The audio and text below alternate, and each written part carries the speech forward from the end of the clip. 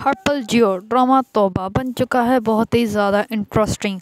अनमोल को शानी का साथ देखने के बाद शानी की मां के तो हो गए हैं तेवर ही चेंज। वो तो बहुत ही ज़्यादा शानी को बातें सुनाती है और अनमोल को भी, और शानी को कहती है कि तुम जाके अनमोल को उसके घर छोड़ाओ। इस पर जो होता है शानी वो अपनी माँ को कहता है कि मेरी बीवी ने ऐसा वैसा कुछ नहीं किया कि जिसकी वजह से मैं उसको जाके घर छोड़ूँ।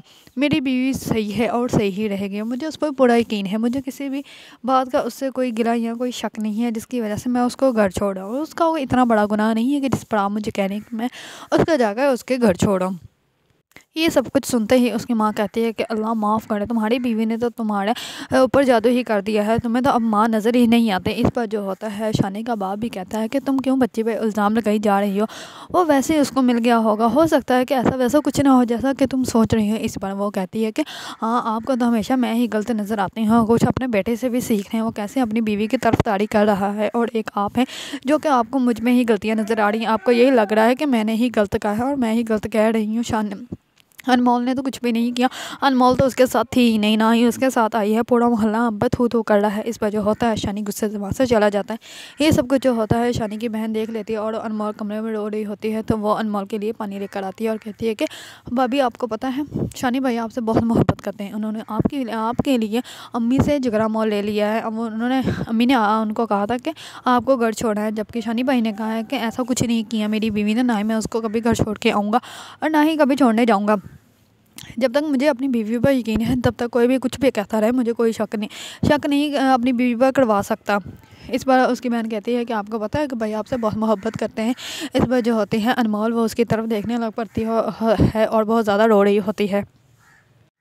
दूसरी तरफ सामने में अपने घर होता है तो उसका दोस्त उससे मिलने आता है और कहता है कि तुम अनमोल से मिले थे तो उसने तुम्हें माफ़ कर दिया। इस पर वो कहता है हाँ, उसने मुझे माफ़ तो कर दिया है, लेकिन मुझे नहीं लगता वो वापस मेरे पास आएगी। इस पर जो होता है उसका दोस्त वो कहता है कि वो तुम्हारे पास आ जाएगी, तुम्हारे पास सब कुछ तो है, उसके शोर के पास तो कुछ भी नहीं, जैसा कि तुम बताते हो वो तो एक गुंडा है, उसके पास क्या है, अगर उसे ये सब कुछ चाहिए होगा तो वो तुम्हारे पास ज़रूर आ जाएगी। इस पर जो सानिम होता है वो अपने दोस्त को कहता है कि नहीं, तुम नहीं अनमोल को जानते, मैं अच्छे से जानता हूँ। अनमोल को ऐसी चीज़ों की कोई ज़रूरत नहीं, ना ही उनको ऐसी चीज़ों की कोई वैल्यू है। उसके सामने सिर्फ वो इंसान बेहतर होता है जो उसका एहसास करता है, जो दूसरों का एहसास करने वाला होता है। इस बार उसका दोस्त कहता है फिर तो तुमने बहुत ज़्यादा गलत कर दिया, तुमने एक ऐसी लड़की को खो दिया है जो तो सिर्फ तुमसे लॉयल थी, तुम्हें उस पर यकीन रखना चाहिए था। ये इस पर सानिम कहता है कि ये तो मुझसे गलत हो गया कि मैंने उस पर यकीन नहीं किया, तब मुझे ये फैसला नहीं करना चाहिए था जो कि फ़ैसला मैंने किया है।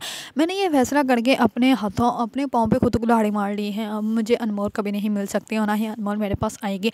इस पर वो कहता है कि मुझे ऐसा लगता है कि अगर मैं मामू से माफ़ी मांग लूँगा तो हो सकता है कि अनमोल भी दिल से मुझे माफ़ कर दें।